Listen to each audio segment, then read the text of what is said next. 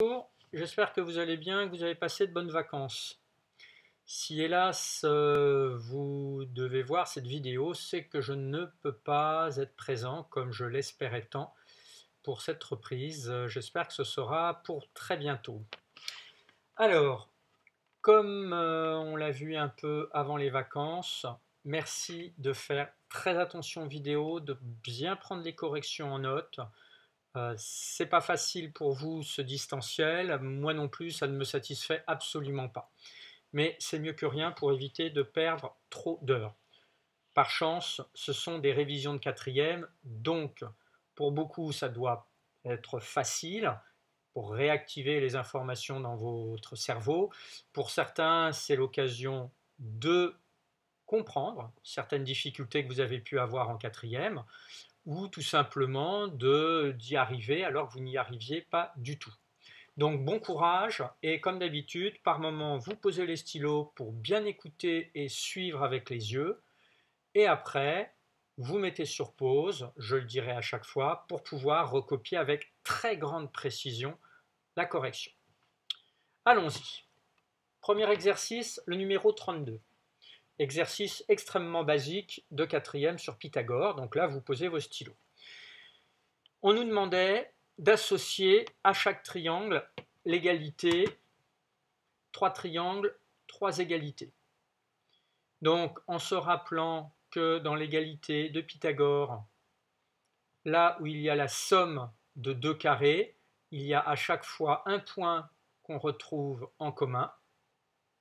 Et ce point que l'on retrouve en commun dans les sommes de carrés, c'est forcément l'angle droit.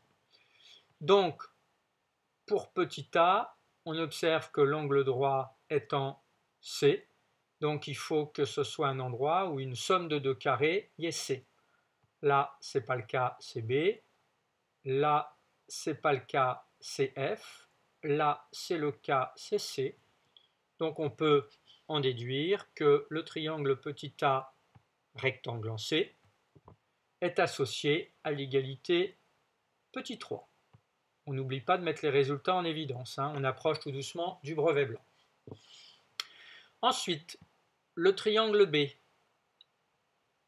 est rectangle en B, donc il faut que dans la somme des carrés, on retrouve deux fois le point B.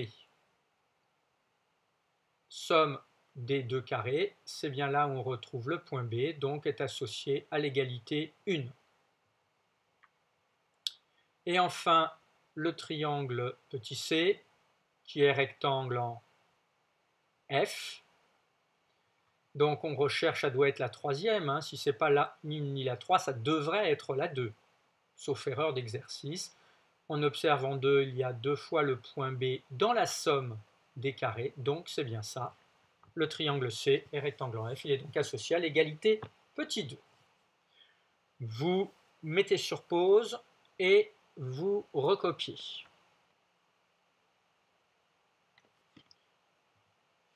Deuxième exercice, le numéro 33. Là aussi, ultra basique, début de quatrième sur Pythagore.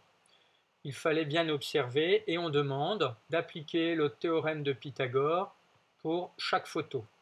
Donc je résume la question avant de mettre petit a et petit b, ça m'évite de recopier deux fois la même phrase. Alors allons-y pour petit a. C'est une passerelle d'avion. Donc pour la passerelle, j'observe que l'on a un triangle rectangle en S. Donc je l'écris, le triangle CES est rectangle en S.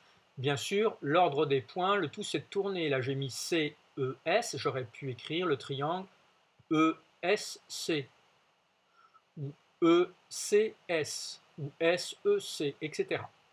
Donc le triangle CES est rectangle en S. D'après le théorème de Pythagore, on a, donc je commence par exemple par un côté de l'angle droit, que je mets au carré, plus l'autre côté adjacent à l'angle droit au carré, égale l'hypoténuse au carré. Il y avait d'autres égalités possibles tout à fait justes, hein. On demandait une égalité. J'aurais pu commencer par l'hypoténuse au carré, et mettre égal la somme des deux autres côtés, chacun mis au carré. Au lieu de commencer par ES, ici j'aurais pu commencer par SC, et puis après mettre ES au carré. Ensuite, petit b. Pour le transat, j'ai aussi un triangle rectangle, ABC rectangle en A. D'après le théorème de Pythagore, on a, alors j'aurais pu le mettre dans le prolongement ici, hein, je l'ai mis à la ligne pour bien séparer les étapes. On a, donc pareil, même méthode, donc là je propose par exemple BA carré plus AC carré égale BC carré.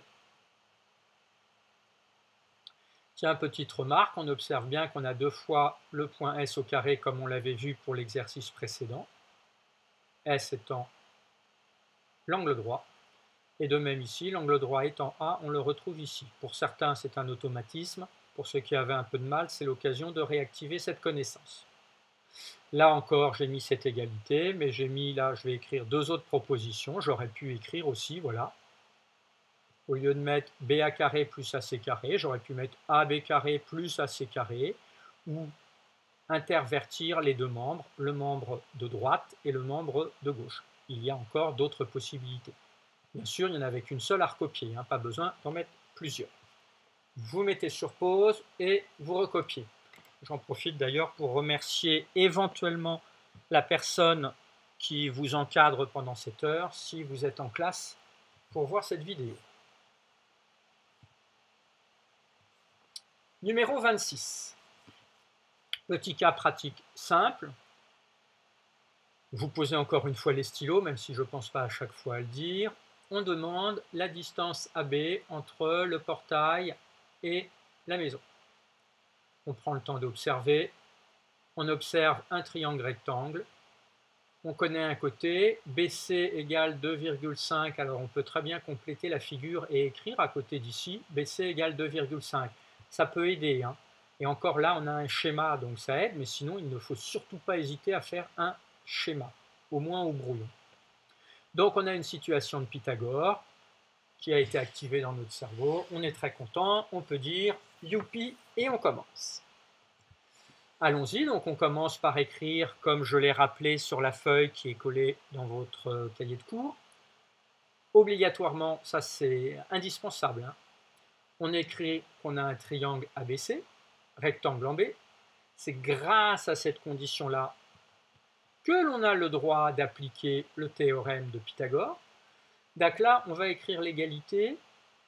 On a plusieurs choix possibles, mais moi, comme je cherche la distance AB, c'est AB l'inconnu, je vais m'arranger pour l'écrire à gauche, en premier, dans le premier membre, avec le signe égal après.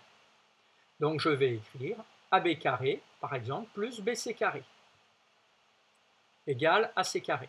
Bien sûr, ceux qui l'ont écrit dans l'autre ordre, c'est aussi possible, mais souvenez-vous ce que vous aviez vu en quatrième, quand on a une égalité où on aura une inconnue, ça s'appelle une équation, et une équation, on aime souvent, préférentiellement, l'inconnu dans le membre qui se situe à gauche du signe égal. Bon, maintenant, on va remplacer par les valeurs connues, d'où AB, on ne le connaît pas, c'est normal, c'est notre inconnu. BC, on le connaît, et AC, on le connaît. Heureusement, sinon on ne pourrait pas trouver AB. Donc on remplace. J'en profite pour rappeler que quand on a une équation à résoudre, donc une égalité avec une inconnue, on met les signes égales parfaitement en colonne les uns en dessous des autres. Ça, c'est indispensable. Sinon, vous seriez pénalisé en présentation. Là, on peut calculer 2,5 au carré et 10,5 au carré. Signe égal en colonne. Ensuite, comme vous l'aviez vu en équation de quatrième, ici, je vais soustraire 6,25 puisque je veux que AB carré. Donc, je vais soustraire 6,25 au premier membre. Mais si je soustrais un nombre dans le membre de gauche, je dois le soustraire aussi dans le membre de droite. Vous aviez peut-être vu en quatrième une histoire de balance avec deux plateaux. à l'équilibre, si on enlève quelque chose dans un plateau, il faut soustraire la même chose dans l'autre plateau, sinon on n'a plus l'équilibre. Donc ça nous fait AB carré égale 110,25 moins 6,25. Ça peut se calculer. Ça nous donne 104. Et comme vous voulez être rappelé grâce à la fiche de rappel du cours, là il nous faut la racine carrée de AB carré. Donc ça nous fait AB égale racine carrée de 104. Nous on veut un résultat au dixième, puisque 104 n'est pas un carré parfait. On prend la calculatrice et ça nous donne la distance AB qui vaut environ 10,2 mètres. Au dixième de mètre, ça veut dire un chiffre après la virgule des mètres. Si vous mettiez deux chiffres après la virgule, ça faisait au centième de mètre. On met une petite phrase de conclusion, par exemple, donc la distance du portail à la maison est environ, attention à ceux qui ont fait l'erreur ici, ce n'est pas égal, c'est environ égal, donc environ de 10,2 mètres au dixième de mètre près. C'est très bien de prendre l'habitude de préciser après comment on a arrondi ou comment on a choisi d'approcher la valeur. Ça prendra de l'importance en seconde et en particulier en physique-chimie. Ah, pardon, vous mettez sur pause et après on passe au dernier exercice. Dernier exercice, le numéro 53. Donc cette fois-ci, situation où il n'y a pas de schéma. Et nouveauté, on nous demande de vérifier si le triangle est rectangle. Et c'est même mieux de vérifier puisqu'il y a le mot prouver. Donc on connaît déjà la réponse, on nous aide, on sait qu'il doit être rectangle. Mais il faut le montrer. La question aurait pu être vérifier si ce triangle est rectangle. Là, on aurait eu une part d'incertitude. Avec prouver, on est sûr qu'il doit être rectangle. On résume l'énoncé, bien sûr les stylos sont posés. Prouvons, montrons, démontrons que RST est un triangle rectangle. Donc petit rappel que vous avez vu aussi sur la fiche de cours, il faut déjà commencer par identifier le plus grand côté. Et le plus grand côté, il s'appellera dans quelques instants, une fois qu'on l'aura prouvé, l'hypoténuse. Donc on regarde les trois côtés, le plus grand côté c'est ST. Il faut se méfier parfois des unités. Là on a la même unité, pas de problème. Si ce n'était pas la même unité, il faudrait commencer par mettre dans une même unité. On a identifié le plus grand côté, on l'écrit. Le plus grand côté est le segment des crochets, attention, ST. Donc on va déjà en calculer son carré. ST carré égale 29 carré égale 841. Et normalement, puisqu'on doit le prouver, la somme des carrés des deux autres côtés doit être aussi de 841. Donc on va faire la RS carré plus RT carré. On les calcule et effectivement, quand on calcule, là ça faisait 400, le carré de 20 vous le connaissez, et le carré de 21, ça donne 441, donc le résultat 841. Là on peut se dire on est bien parti puisqu'on fallait le prouver. Donc on écrit comme on a ce carré-ci qui est égal à la somme des deux autres carrés. On va pouvoir utiliser d'après le cours, quand on doit prouver qu'il est rectangle, quand on sait qu'il est rectangle, on va utiliser la réciproque du théorème de Pythagore. Souvenez-vous, on pourrait faire une analogie avec Thalès. Quand on prouvait que c'était parallèle, on utilisait la réciproque du théorème de Thalès. Là, on sait qu'il est rectangle, on utilise la réciproque du théorème de Pythagore. Et maintenant, on peut conclure. Le triangle RST est donc bien rectangle.